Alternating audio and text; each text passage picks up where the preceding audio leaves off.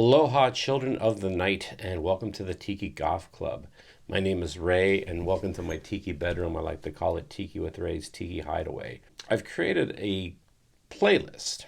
I'm going to call it the Tiki Goth Club playlist, and I want to talk a little bit about it, and I want to talk a little bit about, well, music in general.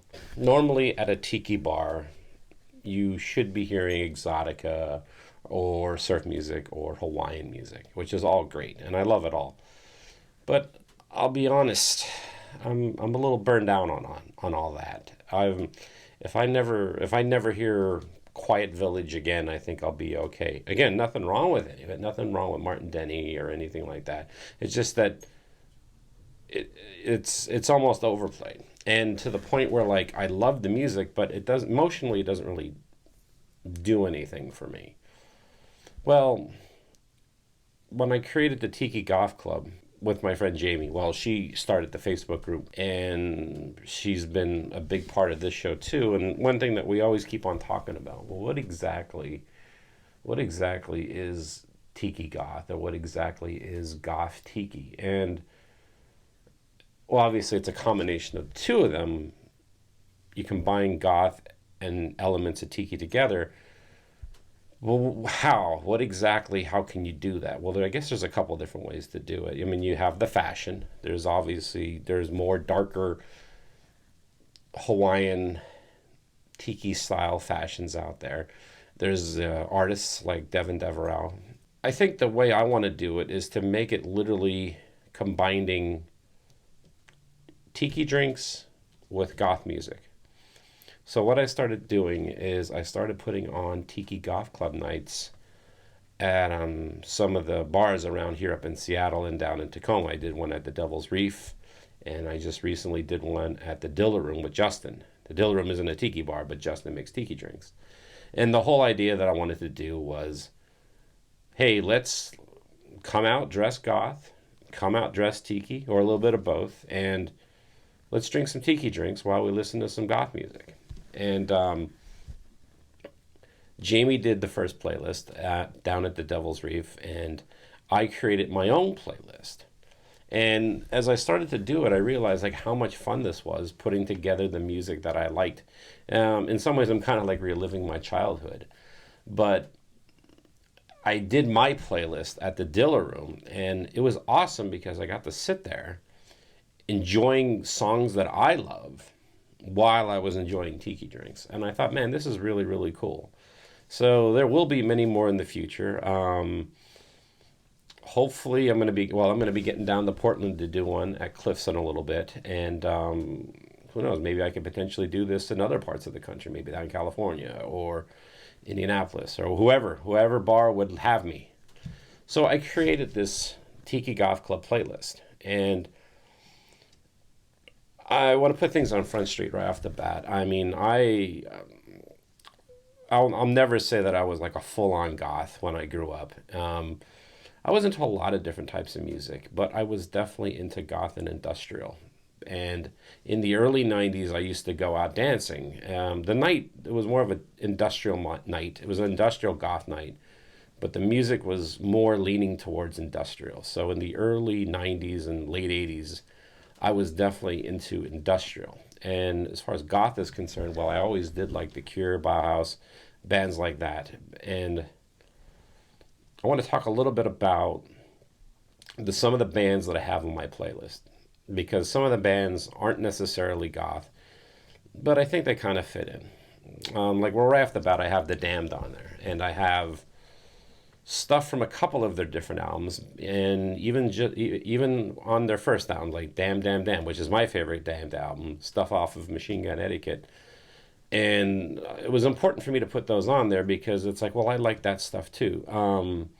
When it comes to The Cure, I have a pretty decent mix of songs from most of the Cure's discography up until Disintegration, and I put on Why Can't I Be You because that is the first song I heard from The Cure, and I still like that song.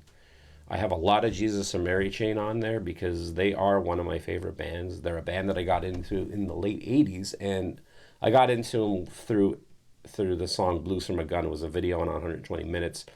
I bought Automatic, and that was my first song, my first album from Jesus and Mary Chain.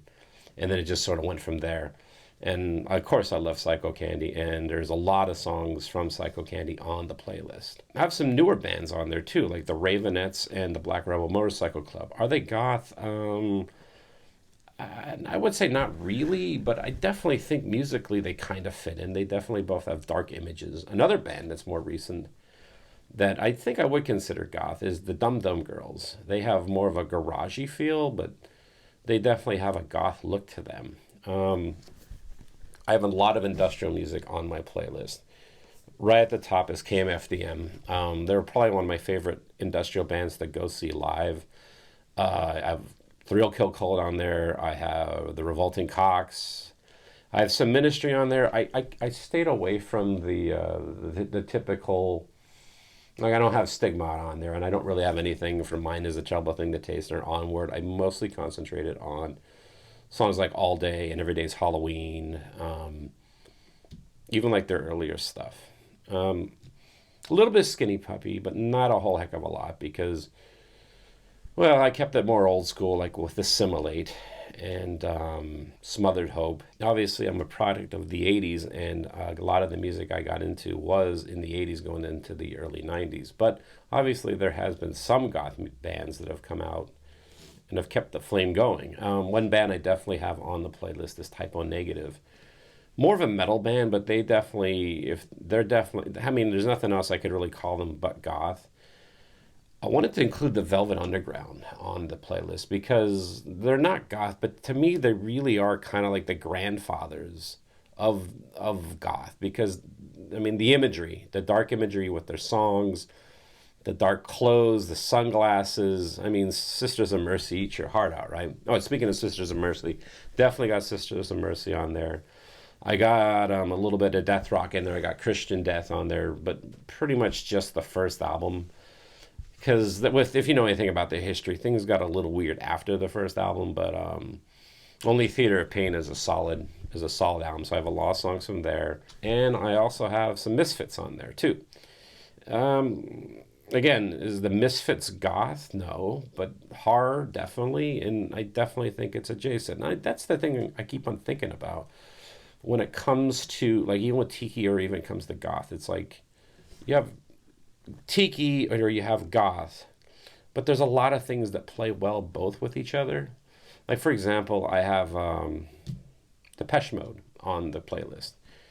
Depeche Mode is more of an electronic band, but I don't know one person who's goth that doesn't like Depeche Mode. So I have some Depeche Mode. I also have some Joy Division on the playlist as well, and more than just Level Tear Us Apart because I think Joy Division is criminally underrated because they got so many other good songs besides just that one hit. And that's another thing I want to make a point to this playlist is that yeah, sure, I love the hits, but those aren't the only songs that I like from these bands. So when I put this playlist together, I literally went through all the albums that I think and all the bands that I think that would fit. And then I added it on, and then I start whittling down, okay, what songs that definitely wouldn't be on the playlist. What songs wouldn't make sense to be played at a bar while drinking like Mai-Tais. And there's still a lot of songs from a lot of these bands that I love that I feel like it'd be a crime to not have more than just like two songs from this band. Like Bauhaus, I have a ton of Bauhaus songs on there. Yeah, I love Bela Lugosi's Dead, but I definitely have a lot of other songs from them too. And so as it stands, if you go onto Spotify, you don't need to have an account. It's free to have a Spotify account. The only time you got to pay is if you want to pay and like not have any ads or anything like that. But you got to create an account. But if you do create the account, you can go on the Spotify, search for Tiki Goth Club, and my playlist will come up. Now, this is how you got to do it, because if you look, it'll show that it's like 16 hours long. What you do is you push play and then you push shuffle and then just let it go. And usually if I'm going to be doing my Tiki Goth Club nights out at a bar, it's only going to be for like 3 hours. But I feel that I have more than enough music to entertain me and my guests. And it's a really it's a really exciting experience to be like be at the bar and like, oh, I can't believe this song came on, even though I chose them all, which is pretty funny. But when it comes to the elements that make up a tiki bar or a tiki experience, or in this case, a goth tiki experience, I mean, you have your cocktails, you have the environment, and then you have the music. And believe me, music is a very, very big part of this equation. And it's so important because I've gone to tiki bars that the decor is incredible, but then they're like playing the radio. There's a bar up in Bellingham, Washington, which is about an hour and a half away from me. It's a place called Red Rum. And the tiki bar is pretty cool. It's kind of Spartan, but they got all the right elements. But the thing I love about that bar is that the playlist is incredible. Because they do play their surf, they play some exotica, but they'll play some Frank Sinatra. They'll play some bossa nova, and I love bossa nova music. And they'll play like some like 50s rock and roll, some 60s rock and roll, some punk rock, some Cramps, a lot of Cramps. Oh, speaking of the Cramps are well represented in my playlist. Again, are they goth? Not necessarily, but again, they're godfathers of a lot of different subcultures, and they are a big part of this playlist, along with Messerchups, which is the Russian surf band, who I definitely think have taken the baton from the Cramps and took it into a whole new level with their imagery. You went horror, goth, tiki, B movies, they got it all. So I have a lot of Messerchups on there too. I think the main thing I want to say about all this is this is how I came at goth, or my music that I liked. Now, is it complete? No, I'm sure there's a ton of bands that everyone out there is going to say that's like, well, why didn't you include this band? Why didn't you include that band?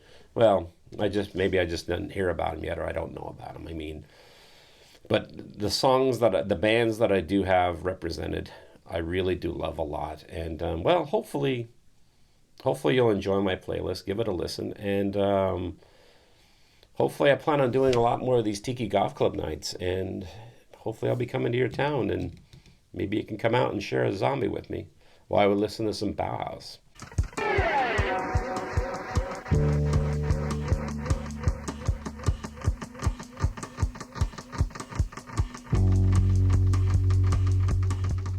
So you may be asking yourself, how can I join the Tiki Goth Club? Well, there is no membership. There are no fees. Well, things have changed. For $15, you can become a member of the Tiki Goth Club. What does $15 get you? It gets you your own membership card with your own number. You also get a couple stickers and a pin. I also have shirts for sale. These are $20, $5 shipping and handling, and I also have hoodies for sale that go for $40, $10 shipping and handling. If you're interested in any of this, go to my website, tikiwithray.com, and there's a tab that says Tiki Golf Club. Just click on that, and all the information you need is there.